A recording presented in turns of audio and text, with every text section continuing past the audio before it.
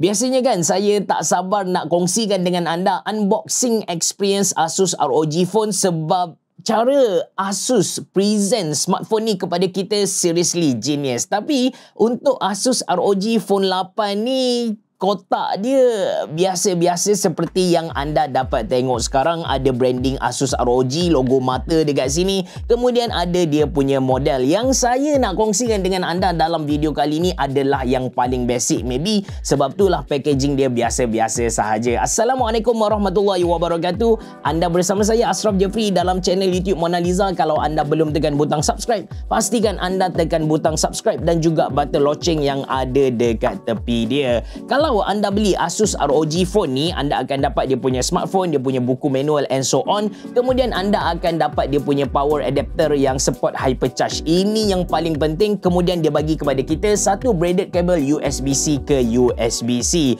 Letak tepi dulu semua benda alah ni, kita fokus dia punya smartphone. Oh ya, yang saya review dalam video kali ni dia berwarna putih ataupun grey. Kemudian RAM dia 12GB. Actually satu benda yang jadi bualan ramai ketika Asus lancarkan Asus ROG Phone 8 adalah RAM dia. RAM boleh pergi sampai 24GB tapi bukan model ni lah. Lepas tu dia punya storage dia pakai UFS 4 256GB. Lepas tu dia dah support dual SIM card 5G. Size screen adalah 6.78 inci Full HD+. Dia punya refresh rate 165Hz. Ada bumper Snapdragon 8 Gen 3. Lepas tu dia punya main camera adalah 50MP, 32MP untuk telefoto dengan 3 kali zoom. Wide angle adalah 13MP.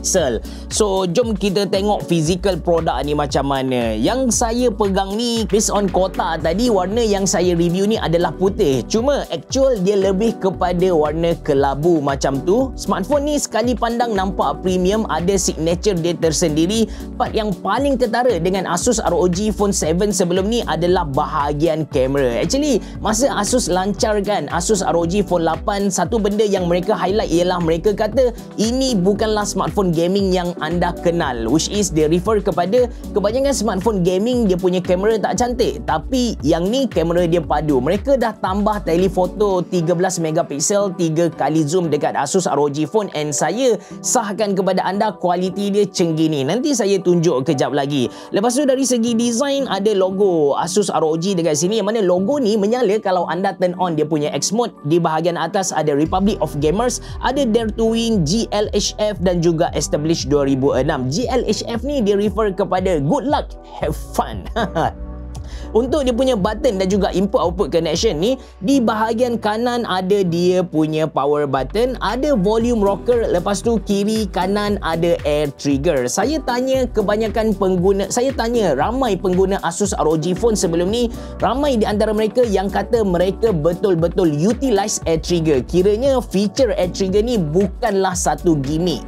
Lepas tu di bahagian kiri ada satu port USB-C yang mana kita boleh connect dengan Aero Active Cooler. Di bahagian kanan ada satu port USB-C juga, ada di bahagian bawah dia ada satu port USB-C di hujung sekali belah kiri. Lepas tu ada SIM card tray yang support 5G SIM card dan ada stereo speaker. Lepas tu ada satu audio jack. Menarik tentang Asus ROG Phone 8 ni, walaupun kita kata ini adalah flagship phone Asus ROG ataupun flagship phone gaming Asus ROG, dia tetap letak combo audio jack dia. So anda tak perlu nak beli TWS bila nak guna phone ni. Antara earphone gaming murah yang saya sangat-sangat recommend anda beli ialah QKZ VK4. Walaupun harga dia tak sampai RM50 Malaysia, audio dia dah level IEM dan sesuai untuk gamers lah. Nanti saya letak link beli dalam ruangan description box below. Okey, dia punya fingerprint scanner sangat-sangat responsif. Saya demo kepada anda, anda boleh nilai sendiri. Saya letak je ibu jari saya ataupun saya punya second jari yang saya register dengan dia. So dia terus buka kepada kita. Memang nice gila. Size screen adalah 6.78 inci. Dia pakai AMOLED screen. Maximum brightness adalah 2500 nits. Saya try guna di bawah terik matahari tadi pukul 1 tengah hari. nampak lah, tapi samar-samar sahaja. Oh ya, saya lupa nak tunjuk kepada anda, bila turn on X mode, anda boleh tengok dia punya logo ROG di bahagian belakang ni menyala. Seterusnya tentang dia punya screen lagi, refresh rate dia adalah 165Hz. Kalau anda turn on dia punya X mode, anda tak boleh nak control dia punya refresh rate tu. X mode akan take over, dia akan in charge lah untuk pilih bila nak pakai 60Hz, bila nak pakai 165Hz. Tujuan dia adalah untuk panjangkan lagi jangka hayat bateri Asus ROG Phone 8 ni. Tentang bateri, ini antara part yang Asus downgrade dekat smartphone mereka. Kalau Asus ROG Phone 7, mereka punya bateri adalah 5000 mAh.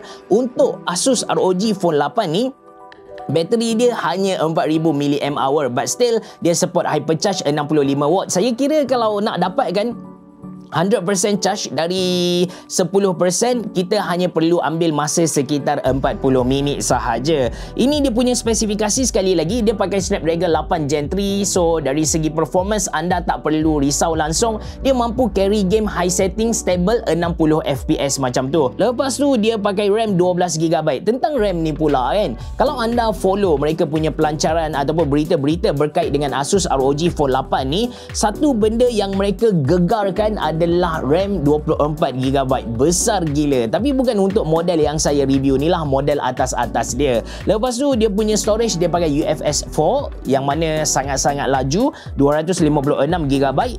Lepas tu ini adalah dia punya detail-detail lain, dia pakai Android 14. Okey, sekarang saya ada buat benchmarking guna 3D Firmark.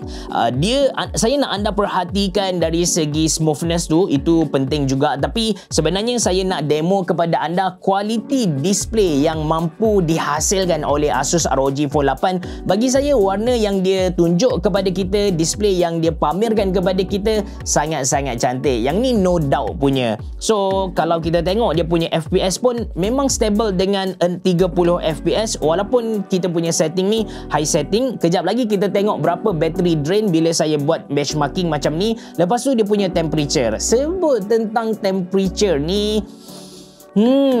smartphone ni bagi saya agak panas juga. Okey, sekarang kita dah dapat result untuk Solar Bay. Lepas tu overall score 8693. Bagi saya benda ni tak berapa penting sebab kita tak tahu skor smartphone lain. Lepas tu average FPS dalam 33. Bahagian bawah ni yang penting guys. So bahagian bawah ni dia bagi detail kepada kita dengan benchmarking yang sebentar tadi. Bateri dah drain dari 36% ke 35%. Lepas tu temperature naik dari 34 ke 36 darjah Celsius. Bab temperature, apa yang saya dapat kongsikan dengan anda, smartphone ni agak panas. Saya main Genshin Impact dalam 30 minit macam tu. Overall, keseluruhan kawasan smartphone ni saya boleh kata suhu dia dah cecah 45 darjah. Mungkin atas dasar tu Asus ada jual Aero Active Cooler, and based on pengalaman saya dengan Asus ROG Phone sebelum ni, Aero Active Cooler dia memang functioning dengan baik lah. Saya dah pernah try and dia buktikan kepada kita dia mampu turunkan suhu sampai 5 ataupun 8 darjah Celsius. Memang efisien gila.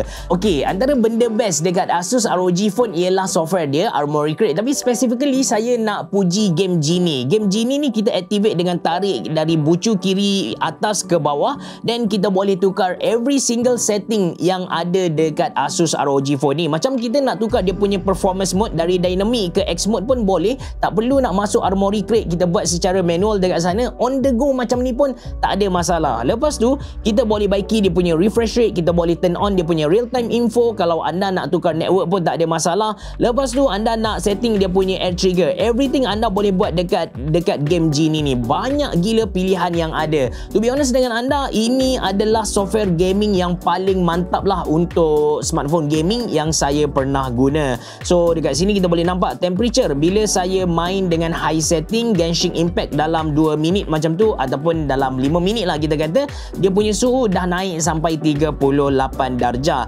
Seterusnya, sebelum saya cerita tentang kamera, saya nak tunjuk connection dia. Untuk makluman anda, Asus ROG Phone 8 ni dia punya connection, dia dah pakai Wi-Fi 7, lepas tu dia punya Bluetooth 5.3, dan dia support 5G. Sekarang dah naik 5G. Lepas tu kita masuk fast.com. Actually speed 5G yang saya test guna Samsung Galaxy S24 Ultra di kawasan ni saya dapat sekitar 600 ke 700 megabit per second. Wah, tengok Asus ROG Phone 6 sekarang pegang rekod baru 830 megabit per second. Memang laju gila dia punya 5G, and dia boleh support dual SIM card dual SIM card 5G. Lepas tu tentang kamera. Okey, tentang kamera, dia punya main kamera adalah 50 megapiksel. Dia datang dengan telefoto 32 megapiksel. Ini benda baru yang ada dekat Asus ROG Phone. Lepas tu dia punya wide angle 13 megapiksel. Saya ambil beberapa gambar menggunakan smartphone ni. Apa yang saya dapat kata kepada anda, saya suka dengan warna yang dikeluarkan oleh Asus ROG Phone 8 ni. Actually color profile dia lebih kurang sama je dengan Asus ROG sebelum ni. Dia punya biru betul-betul biru. Dia memang natural punya. Lepas tu ini adalah telefoto. Ini dia punya main camera. Lepas tu ini adalah telefoto 3 kali ganda. Anda boleh tengok dia punya bokeh tu betul-betul natural. And yang penting anda tengok di antara subjek dengan bahagian belakang dia perfect guys. Ini pula wide angle. Wide angle dia ni bagi saya sangat-sangat bermasalah. Sangat-sangat bermasalah sebab susah saya nak fokus di bahagian tengah. Ini memang dah puas tekan dah, tekan but still tak dapat fokus. Cuma untuk dia punya main camera dan juga dia punya telefoto kamera, dia punya fokus guys memang laju. Dia detect saya punya subjek ni tanpa ada sebarang masalah. Letak je terus dia keluar highlight dekat bahagian tengah muka Lego ni. Tengok dia punya ultra wide blur lagi. So ini gambar dia punya ultra wide, ini gambar ultra wide. Yang ni okey sikit nampak fokus. Lepas tu ini gambar dia punya ini gambar dia punya main camera. Lepas tu ini gambar dia punya telefoto. Ini gambar ultra wide dia. Bukan sahaja gambar dia punya tengah, dia punya subjek tu tak fokus, anda tengok langit pun dah jadi pelik dah. Yang paling saya suka of course dia punya telefoto. Sekali lagi ini adalah gambar biasa. Ini adalah gambar biasa. Untuk ultra wide sama, memang blur lagi. Dia tak dapat nak fokus benda-benda kecil. Tapi sekali lagi guys, telefoto dia memang cantik lah. Saya antara peminat kepada telefoto. Seterusnya untuk dia punya video, dia mampu record sampai 8K, 4K 30fps, 60fps pun tak ada masalah. Lepas tu dia ada stabilization, dia ada adaptive, dan juga dia ada yang ni adalah hyper steady lah. So saya dah test even untuk 4K dia pun seperti yang anda dapat tengok sekarang, quite nice lah. Dia punya gegaran tu ada, tapi boleh diterima kalau anda guna CapCut ke ataupun anda guna Adobe Premiere, anda dapat hapuskan dia punya gegaran. Dia punya memang sebenarnya dari dulu lagi saya tak suka dengan kamera dia. Kamera dia bagi saya biasa-biasa saja, but Asus dah improve a lot dekat kamera Asus ROG Phone 8. So saya okey sangat dengan dia punya kamera. Dari dulu lagi sebenarnya saya suka dengan video yang ditunjuk, yang dirakam oleh Asus ROG Phone ni. Dia punya kualiti video bukan sahaja cantik dari segi warna dia, tapi dalam masa sama getaran dia tu sangat-sangat minima. Kalau nak compare dengan phone flagship phone lain yang fokus kepada kamera, saya rasa yang paling hampir kepada dia adalah Samsung Galaxy S24 Ultra ataupun iPhone 15 Pro Max. Saya tak dapat nak tunjuk perbandingan kepada anda. Overall, bagi saya kalau anda sedang cari smartphone gaming buat masa sekarang, anda patut beli Asus ROG Phone 8 yang saya review harga dia 3999. So far lah, saya tak review Nubia, saya tak review banyak smartphone. Cuma based on pengalaman saya, yang saya review bawah RM4,000 Malaysia, ini antara smartphone yang sangat berbaloi untuk kita beli. Bukan sahaja performance dia mantap, lepas tu dia punya design ada originality dia, ada signature dia, dan dia punya kamera pun memang cantik. Telefoto dia idaman saya, bukan idaman lah, favorite saya guys. Seriously, favorite saya. Itu saja dari saya. Terima kasih kerana menonton. Assalamualaikum warahmatullahi wabarakatuh. Dadah boh. Jumpa lagi.